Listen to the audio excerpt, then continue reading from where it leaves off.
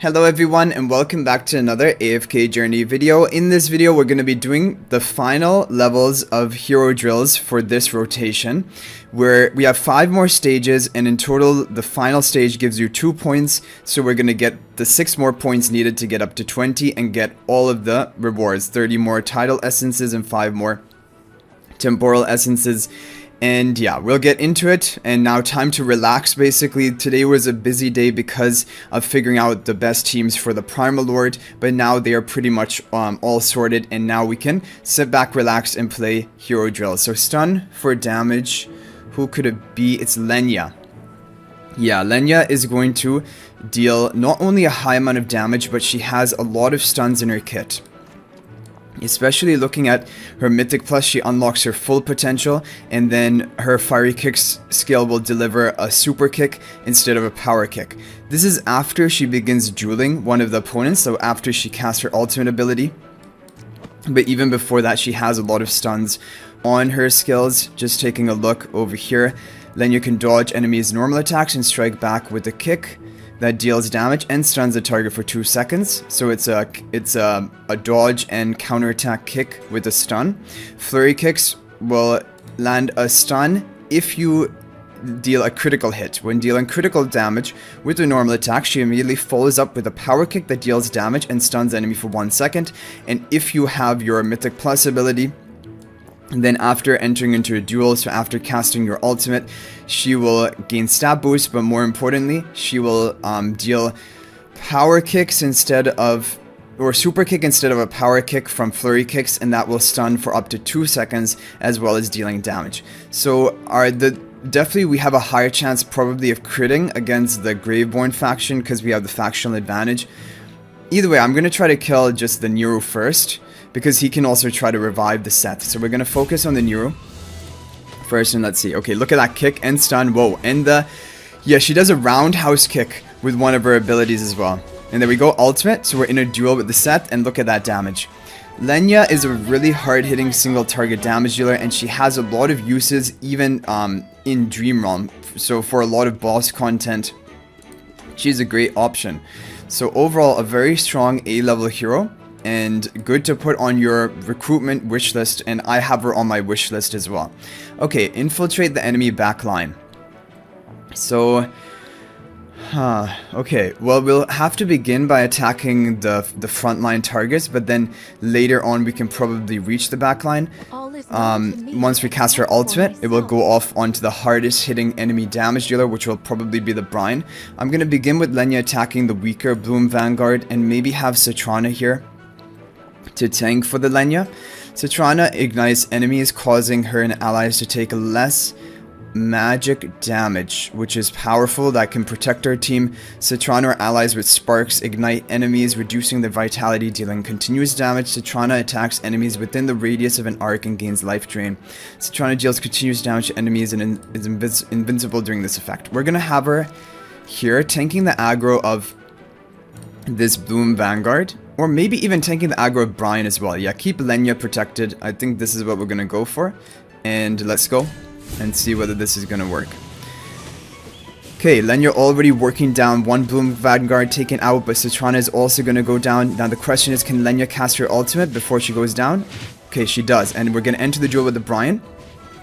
Get the combo. One more hit.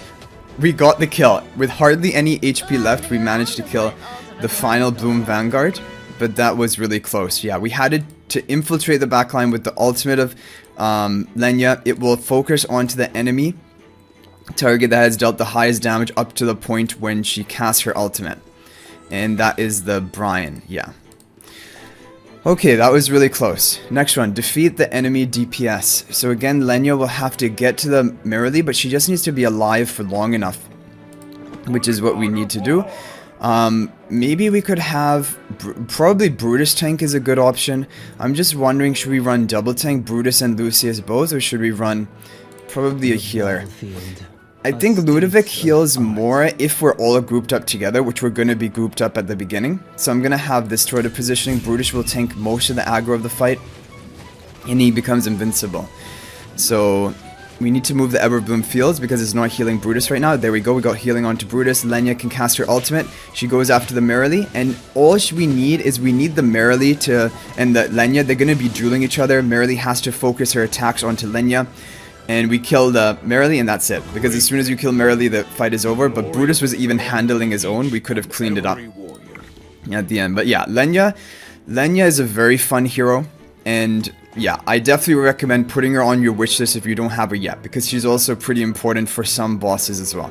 Defeat backline enemies. Okay, again, we're going to have another tactic here. Nara is going to pull in the Mariel, and this is with her Phantom Chains. Pulls an enemy target outside of her attack range towards her, and then the other two heroes are going to try to burst them down. Okay, we can't run two. We can only run Corrin or Salazar.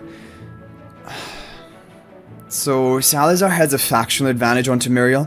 I think I'm gonna try Salazar. Okay. And yeah, we'll have Nara tanking this other Gruglin Slicer because she is more upgraded. She should be able to tank him out better than the Salazar. Okay, and she can execute the Muriel at the end as long as we deal enough damage to her. Salazar has quite a high amount of damage output. Look at the blades coming in on him, and okay, Nara goes for the execution, even though Muriel wasn't below, I think, 40% health at that point, but we got the kill. And now just clean up duty for Salazar and the Nara. But this is a really important strategy because, especially in the Graveborn Legend trial, people use Nara a lot, even with just one copy, like without her being ascended, just to draw in a priority enemy target. Like here was a Muriel, but in some stages it can be like a Vala, Cassidy, basically a weak target which is easy to kill. Defeat the boss within 20 seconds, we have to kill them quickly. So we're gonna need burst damage. We can run 3 heroes, and... okay, Vala's gonna mark the Muriel, and we'll have the Salazar here as well. I think I want Nara to be tanking all of them, and have Salazar and Vala protected, so I'm gonna have this positioning. Okay. Here we go. Mark onto Muriel. Oh, wait. How come she didn't get pulled? Okay, we have to retry that. Is this something... how come that didn't pull her? Okay, we'll try again. Maybe this sort of positioning. We could even have the Granny to tank for our team. I don't know why that didn't pull the Muriel, because Muriel doesn't have any form of being unaffected. Okay, that is going to pull her in. I guess we had to be one tile back. Now hopefully Granny can tank the front for long enough, and Vala can deal enough damage along with Nara to kill the Muriel. Okay, we got the ultimate cast of Vala. She is now below 50% health.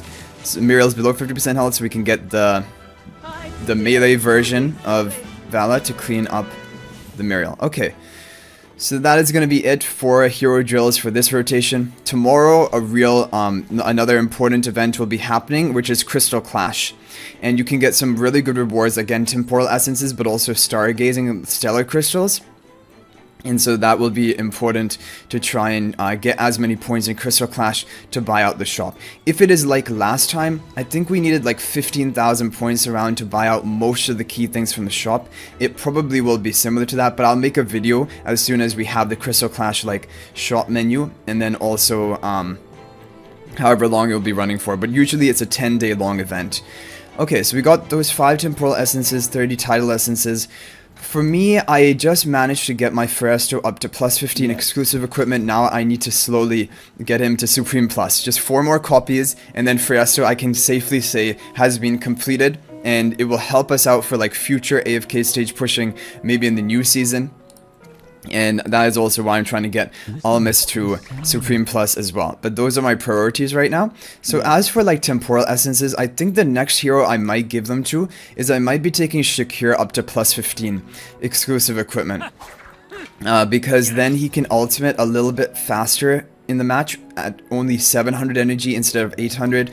That can be a little bit helpful for Dream Realm, where he's a pretty good option. And also it can be helpful for PvP as well. So those were the major things I like, because most of my heroes, like for example, even if I get Lumont, Walker, all of these heroes up to Mythic Plus, I'm probably only going to take them to plus 5. I'm just kind of building them to like make sure all of the heroes are built on my account. I'm not actually planning to use these heroes.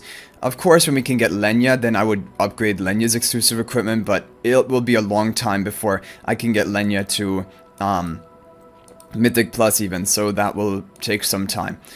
But yeah, I think that's pretty much Shakir is really what is kind of left for me, and then maybe getting some other PvP heroes up to plus 15 like Vala, for example. But I don't think that is a major priority. I probably wouldn't do that. I would just save on them, because really my focus for my account now is more about the boss content, the dream run content. I get a lot more enjoyment from that. Like PvP is also enjoyable, but it's kind of like you can't always keep up with other people depending on how much they're spending. So you just have to make the most with what you have. But like in Dream Realm, boss related content, as long as you have like a hero up to Supreme Plus, it will be almost just as effective as a Paragon hero, and you can put together the best team. So that's kind of like what I'm enjoying more right now. But anyway guys, that is going to be it for this video. I hope you enjoyed it, and good luck finishing all the hero drills stages. If you want to look at the other stages, we've made videos for all of the 3 different rounds of hero drills which have come out. This is just the final one. And you can always look at the records in the hero drill stage and just copy the formation, because that's it will give you formations of people who were successful at clearing the floor. Anyway guys, that is going to be it for this video. Thank you for watching. I hopefully will see you guys in the next video, and until then everyone, peace out for now.